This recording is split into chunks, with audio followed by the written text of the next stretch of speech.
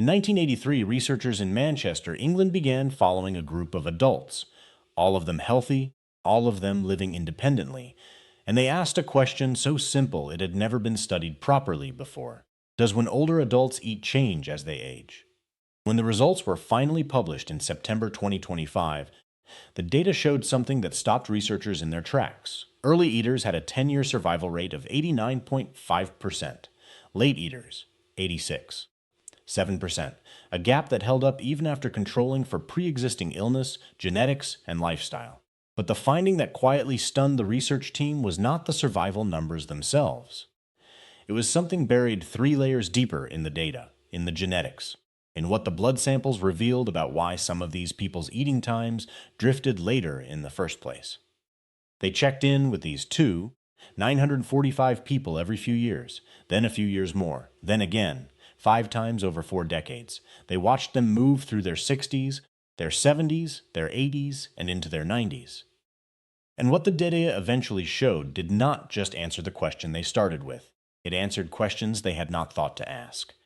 There is one part of this study that every primary care physician should know, and almost none of them have had time to read it yet. I am going to walk you through the entire investigation, what they found, what it means for you right now, and the one piece of the genetics data that changes how you read your own daily routine. My name is Dr. Ben. This channel exists because your doctor's appointments are 12 minutes long, and a study 40 years in the making deserves more than 12 minutes. Everything I am about to share is from the published paper itself. I will tell you exactly what the researchers found, what they concluded, and where the science still has limits. No extrapolation, no exaggeration. To understand why this study matters, you need to understand what made it different from every other nutrition study you have ever heard about. Most nutrition research works like this. You recruit a group of people, you ask them what they ate this week, and you compare their answers to their health outcomes. One snapshot, one moment in time, the Manchester study did something almost no nutrition study has ever done. It followed the same people across decades and asked the same questions repeatedly, not once, not twice, up to 5 separate check-ins, spanning from 1983 all the way to 2017. That design is what makes the findings so difficult to dismiss. You are not seeing a pattern across different people. You are watching the same individuals change over time and asking why. The lead researcher on the 2025 analysis was Dr. Hassan Dashti, a nutrition scientist and circadian biologist at Massachusetts General Hospital and Harvard Medical School. His team's goal was simple: characterize how meal timing shifts as people age and find out whether those shifts are connected to health outcomes. What they found was clear. What it implied was not. Here is the first thing the data showed. As people aged, their meal times moved later. Breakfast drifted later. Dinner drifted later. And as both ends moved later, the window between the first and last meal of the day got shorter, not by dramatic amounts. Per decade, breakfast shifted by roughly 8 minutes, dinner by around 4 minutes. Those numbers sound small, but follow a person across 20 years of aging, across 2 decades of those 8-minute shifts compounding, and you get someone whose breakfast has moved by 15, 20, sometimes 30 or more minutes from where it started. Someone whose eating window has quietly narrowed. Someone whose entire relationship with food timing has reorganized without them noticing. And here is what made the researchers look harder at that drift. When they divided the 945 participants into 2 groups, early eaters and late eaters, using a statistical method called latent class analysis, the difference in survival was striking. Early eaters, 89.5%, 10-year survival, late eaters, 86.7%. That gap held even after the researchers controlled for age, sex, genetics, pre-existing illness, physical activity, and smoking. Something about eating earlier, or something that traveled alongside eating earlier, was connected to staying alive. Now, here is where the study stopped looking like a simple nutrition paper and started looking like an investigation. The obvious question was, does eating later cause worse health outcomes? Or do people who are already getting sicker simply start eating later because they are sicker? The researchers had the data to look at this carefully, and what they found was uncomfortable in the best possible way. The drift toward later meals was most strongly associated not with laziness, not with lifestyle choices, not with retirement and sleeping in. It was associated with illness. The participants who pushed their breakfast latest were the ones most likely to have depression, fatigue, anxiety, oral health problems, multiple simultaneous conditions, what researchers call multimorbidity. Dr. Dashti described it this way: depression and fatigue may reduce appetite or slow down morning routines. Dental or chewing problems can make eating uncomfortable, leading people to postpone breakfast. Poor sleep pushes everything later. In other words, in many cases, the late breakfast was not a cause of declining health. It was a signal of it, a marker that something was already going wrong, appearing in the daily routine before it showed up in a blood panel, before it triggered a hospital visit, before it earned a diagnosis.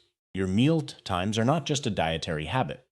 They are a readout of your underlying health trajectory. But the study went one layer deeper. And this is the part that almost no coverage of this research mentioned.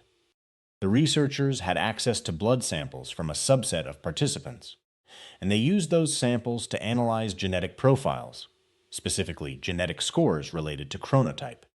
Chronotype is your biological tendency toward being a morning person or an evening person. It is partly behavioral, but it is also partly hardwired into your DNA, into circadian clock genes that influence when your body naturally wants to wake, eat, and sleep. What the genetics data showed was this: participants with genetic profiles associated with an evening chronotype, night owls by biology, not just by habit, tended to have later meal times throughout the study.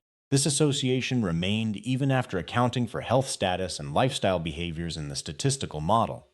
Crucially, the genetics linked to obesity did not show the same pattern.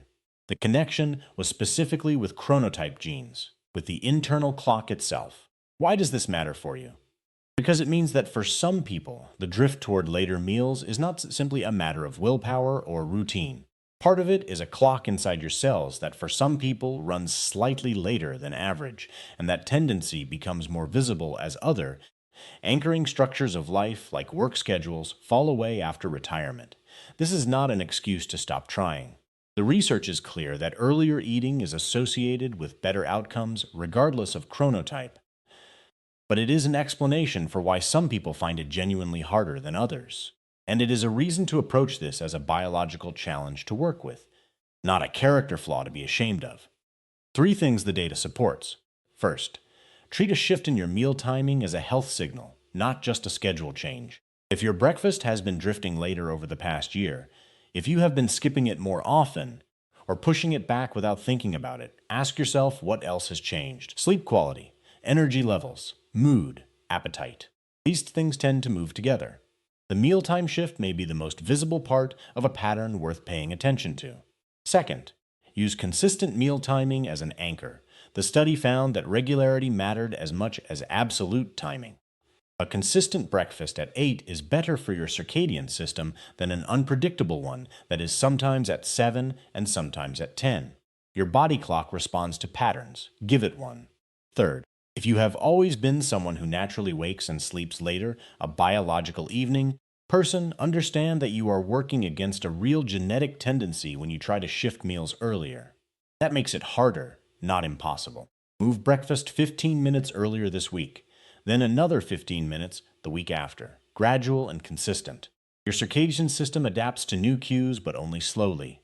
Everything in this video is for educational purposes only. It is not a replacement for your personal medical care. If you are managing any chronic condition, speak with your doctor before making changes to your routine. Here is what I want you to take from this investigation. The researchers did not set out to study survival. They set out to track meal timing. The mortality finding arrived in the data when they were not looking for it. And that is often when the most important signals emerge. Your meal timing is a window into your circadian health. Your circadian health is a window into your overall health trajectory. And both are more modifiable than most people realize, not through medication, not through expensive intervention, but through the daily pattern of when you sit down to eat. What time did you eat your first meal today? Not to judge it, to notice it. Because for the 2,945 people in this study, that one data point tracked over decades turned out to be one of the most informative numbers in their entire health record. Before you close this video, there is one thing the Manchester study could not fully account for. It tracked meal timing and health outcomes over decades, but it could not control for one major variable: the medications these people were taking. Because here is what nobody mentions when a senior's meal times start drifting later.